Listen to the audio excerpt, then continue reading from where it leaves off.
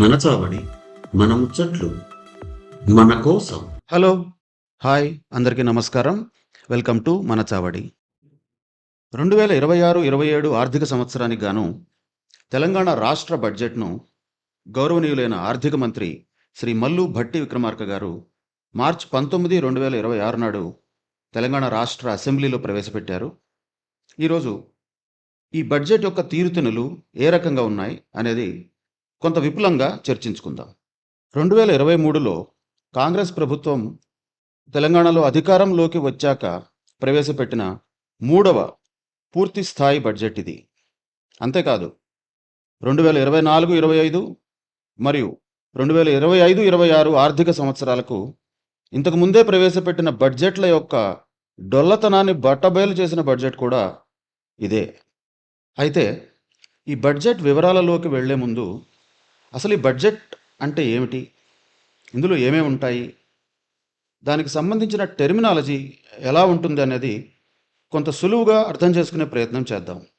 సహజంగానే ఏ బడ్జెట్ అయినా అది రాష్ట్ర ప్రభుత్వ బడ్జెట్ కావచ్చు, కేంద్ర ప్రభుత్వ బడ్జెట్ కావచ్చు, ఆఖరికి ఒక సామాన్యుడు తన ఇంటి అవసరాల కోసం వేసుకునే నెల నెల బడ్జెట్ కావచ్చు, ఎందులో అయినా ఉండేటటువంటి రెండు ముఖ్యమైనటువంటి కాంపోనెంట్స్ ఏంటంటే, ఒకటి ఇన్ఫ్లోస్ రూపాయి రాక, రెండు అవుట్ఫ్లోస్ రూపాయి పోక. అంటే ఏ ఏ మార్గాల ద్వారా మనకి డబ్బులు వస్తున్నాయి, ఆ డబ్బుల్ని మనం ఎక్కడెక్కడ ఖర్చు పెడుతున్నాము అనే విషయాన్ని పేపర్ మీద ఒక డాక్యుమెంట్ లాగా రాస్తే దాన్నే మనం బడ్జెట్ అంటాం. మరి ఒక రాష్ట్ర ప్రభుత్వానికి ఏ ఏ మార్గాల ద్వారా డబ్బు సమకూరుతుంది అంటే, ఒకటి తనకు వచ్చేటటువంటి రెవెన్యూ ఆదాయం, ఇందులో పన్ను ఆదాయం ట్యాక్స్ రెవెన్యూ, పన్నేతర ఆదాయం నాన్ ట్యాక్స్ రెవెన్యూ రెండు కూడా కలగలిసి ఉంటాయి. దీంతో పాటుగా కేంద్ర ప్రభుత్వం నుంచి రాష్ట్రాలకు వచ్చే గ్రాంట్లు కూడా స్టేట్మెంట్ ఏలో ఉన్నాయి. ఇది కాకుండా రాష్ట్ర ప్రభుత్వం చేసేటటువంటి అప్పులు మరియు loans and advances statement below ఉంటాయి. స్టేట్మెంట్ సి అనేది అంతగా మనకి అవసరం లేనటువంటిది, దాన్ని మనం పెద్దగా పట్టించుకోకర్లేదు. ముఖ్యంగా ఈ రెండు రాష్ట్ర ప్రభుత్వానికి వచ్చేటటువంటి ఆదాయ వనరులు మరియు అప్పులు, కానీ రెండు కూడా ఇన్ఫ్లోస్. మరి అవుట్ఫ్లోస్ ఏ రకంగా ఉంటాయి? అవుట్ఫ్లోస్ అనేవి మూడు రకాలుగా మనం చూసుకోవచ్చు. మళ్ళీ ఇందులో కూడా నాలుగో రకం ఒకటి ఉంది, దీన్ని మనం పట్టించుకోకర్లేదు. దాన్ని పబ్లిక్ అకౌంట్ డిస్బర్స్మెంట్స్ అంటాం. దాన్ని కాసేపు పక్కన పెడితే ముఖ్యంగా మూడు రకాలైనటువంటి అవుట్ఫ్లోస్ మనం గమనించవచ్చు. ఒకటి రెవెన్యూ ఖర్చులు, ఎక్స్పెండిచర్ ఆన్ రెవెన్యూ అకౌంట్, సింపుల్గా చెప్పాలంటే రెవెన్యూ ఎక్స్పెండిచర్ అంటాం. రెండోది క్యాపిటల్ ఎక్స్పెండిచర్, మూడోది తీర్చేటటువంటి అప్పులు.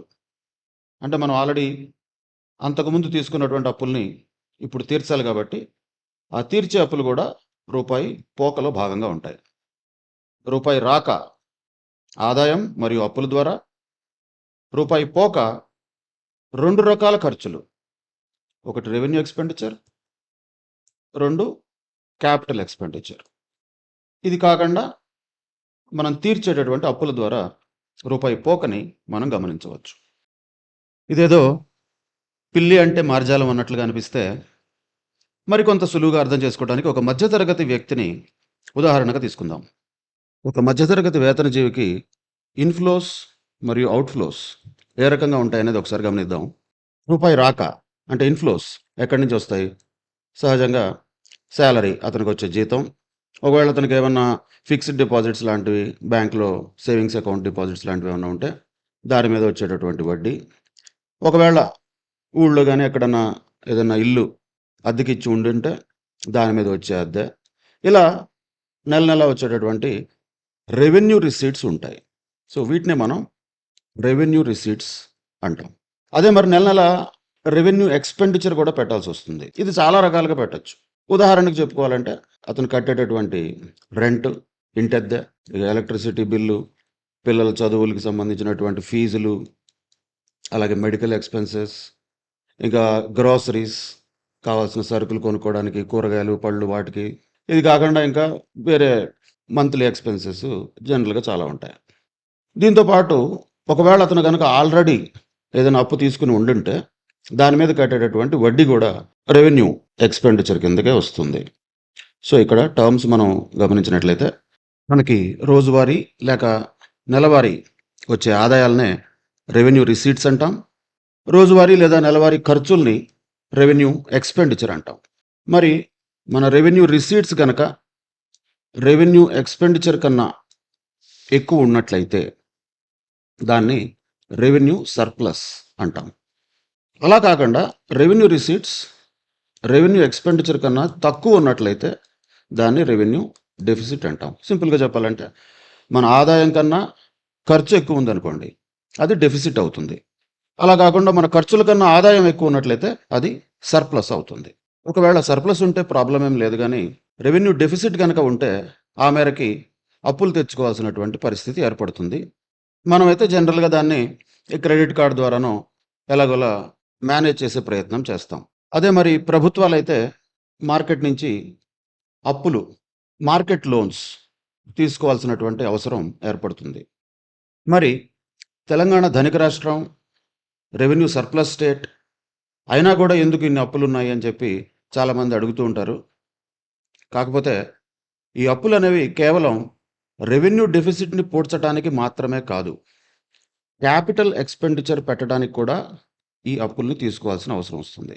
సో, ఇక్కడ మనకి ఇంకొక ముఖ్యమైనటువంటి పదం క్యాపిటల్ ఎక్స్‌పెండిచర్. టోటల్‌గా మన ఖర్చుల్లో 2 రకాలు. ఒకటి capital expenditure, 2 revenue expenditure. Revenue expenditure అంటే ఏంటో ఆల్రెడీ తెలుసుకున్నాం. ఇప్పుడు క్యాపిటల్ ఎక్స్‌పెండిచర్ అంటే ఏంటో చూద్దాం. క్యాపిటల్ ఎక్స్‌పెండిచర్ అంటే ఉదాహరణకి ఒక మధ్యతరగతి వ్యక్తి కారు కొందాం అనుకున్నాడు అనుకుందాం. అది క్యాపిటల్ ఎక్స్‌పెండిచర్ కోవలోకి వస్తుంది. అట్లాగే ఒక ఇల్లు కట్టాలనుకున్నాడు. అప్పుడు కూడా అది క్యాపిటల్ ఎక్స్‌పెండిచర్ కోవలోకి వస్తుంది. లేదో ఒక ఫ్రిడ్జో, వాషింగ్ మిషనో, ఎయిర్ కండిషనరో ఏదో ఒకటి ఎలక్ట్రానిక్ ఎక్విప్‌మెంట్స్ ఏవో ఒకటి హౌస్ అప్లయెన్సెస్ కొందాం అనుకున్నాడు. అవి కూడా క్యాపిటల్ ఎక్స్‌పెండిచర్ కిందకొస్తాయి. వీటిని జనరల్‌గా అప్పు తీసుకొని ఈఎంఐ రూపంలో వాటికి మనం పేమెంట్స్ చేస్తూ కొంటూ ఉంటాం. సరిగ్గా ఇలాగే ప్రభుత్వాలు కూడా చేస్తాయి. రాష్ట్ర ప్రభుత్వం కట్టేటటువంటి భవంతులు, వేసేటటువంటి రోడ్లు, కట్టేటటువంటి ఇరిగేషన్ ప్రాజెక్ట్స్, పవర్ ప్లాంట్స్ ఇలాంటి అనేక ఇన్‌ఫ్రాస్ట్రక్చరల్ డెవలప్‌మెంట్ యాక్టివిటీస్ కోసం క్యాపిటల్ ఎక్స్‌పెండిచర్ పెడుతుంది. దానికోసం అప్పులు కూడా చేస్తుంది. పాత అప్పుల్ని తీరుస్తూ ఉంటుంది కూడా. సో, యథావత రాష్ట్ర బడ్జెట్‌లో ఉండేవి ఇవే. రెవెన్యూ రిసీట్స్, రెవెన్యూ ఎక్స్‌పెండిచర్, ఈ రెండిటి మధ్య ఉండే డెఫిసిట్ లేదా సర్ప్లస్, లోటు లేదా మిగులు.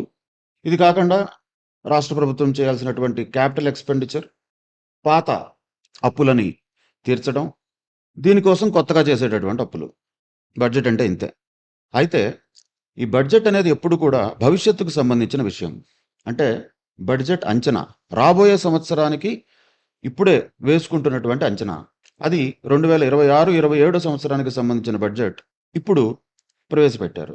కానీ దీంతో పాటుగా పోయిన సంవత్సరం వేసినటువంటి బడ్జెట్ అంచనాలకి సవరించిన అంచనాలు కూడా వస్తాయి. Revised estimates. అంటే పోయిన సంవత్సరం ఊహించిన దానికంటే ఇప్పుడు ఒక సంవత్సరం గడిచింది కాబట్టి వాస్తవ పరిస్థితులకి అనుగుణంగా రివైజ్డ్ ఎస్టిమేట్స్ అనే సవరించిన అంచనాలు కూడా ఈ బడ్జెట్‌లోనే మనకు పెడతారు. వీటితో పాటుగానే అంతకు ముందు సంవత్సరం అంటే ఇక్కడ 24, 25 సంవత్సరానికి సంబంధించిన వాస్తవ గణాంకాలు, నిజమైన లెక్కలు అకౌంట్స్‌ని కూడా ప్రవేశపెడతారు.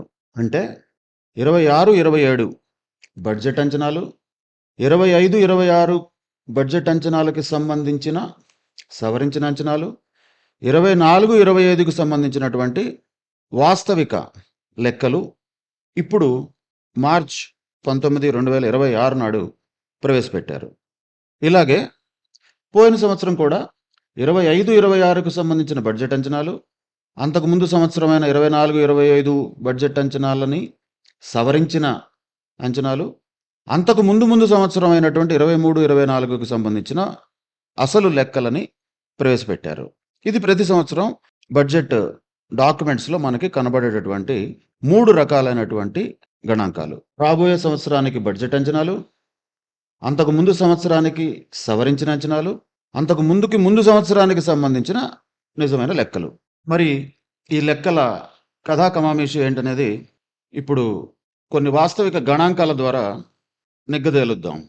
రాష్ట్ర ఆర్థిక స్థితిగతులపై 2024లో భట్టి విక్రమార్క గారు అసెంబ్లీలో సమర్పించిన శ్వేతపత్రంలో మొట్టమొదటి అంశమే బడ్జెట్ అంచనాలకు వాస్తవంగా పెట్టిన ఖర్చులకు ఉన్న అంతరం.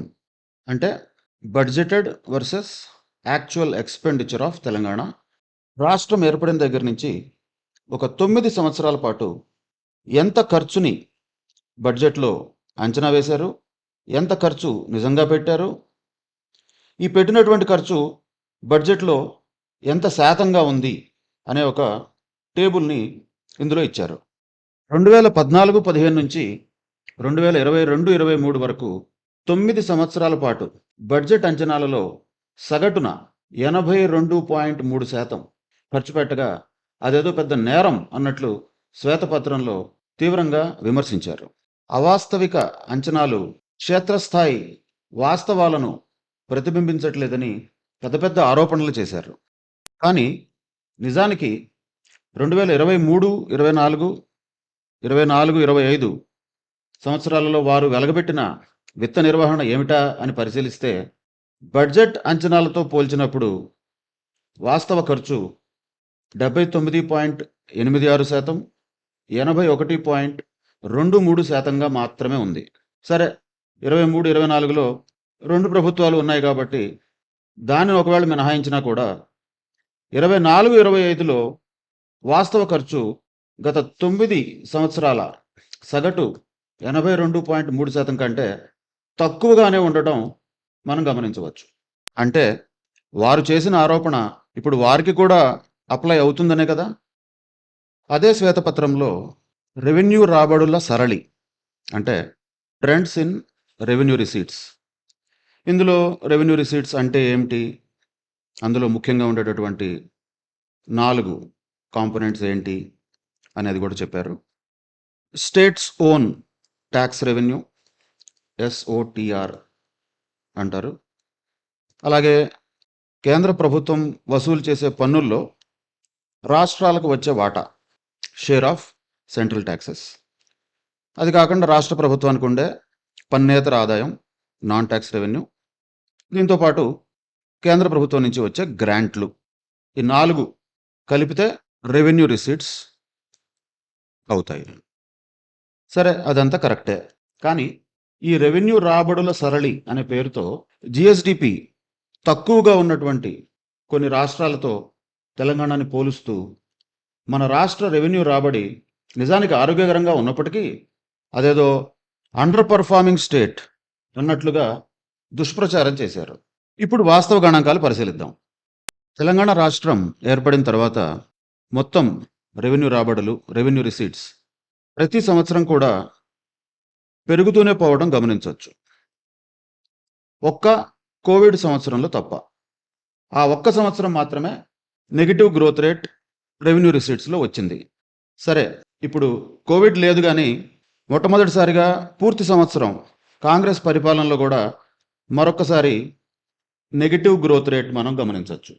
అంటే కోవిడ్ సంవత్సరం తప్ప నెగిటివ్ గ్రోత్ రేట్ తెలంగాణ రాష్ట్రంలో రెవెన్యూ రాబడులలో సాధించిన ఘనత కాంగ్రెస్ ప్రభుత్వానికే దక్కుతుందన్నమాట.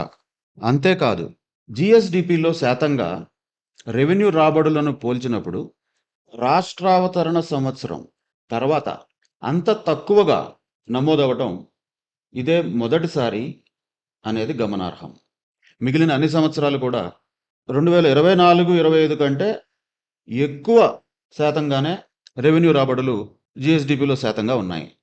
మాకు రాబడి సృష్టించడం చాలా బాగా తెలుసు అని పొంకణాలు కొట్టిన కాంగ్రెస్ వారు వాస్తవానికి ఆ విషయంలో ఘోరంగా విఫలమైనారు అని చెప్పడానికి ఇదే ప్రత్యక్ష ఉదాహరణ.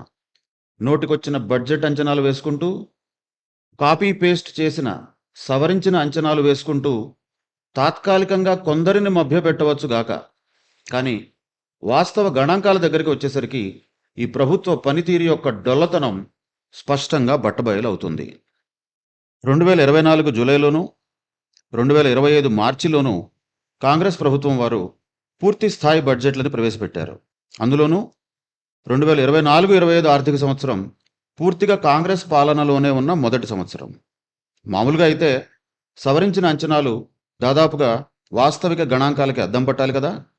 కానీ కాంగ్రెస్ బడ్జెట్లలో సవరించిన అంచనాలకు వాస్తవ గణాంకాలకు సైతం విపరీతమైన అంతరం ఉంటోంది. ఇదే the Sam of revised estimates. దీని గురించి వచ్చే ఎపిసోడ్లో చర్చించుకుందాం.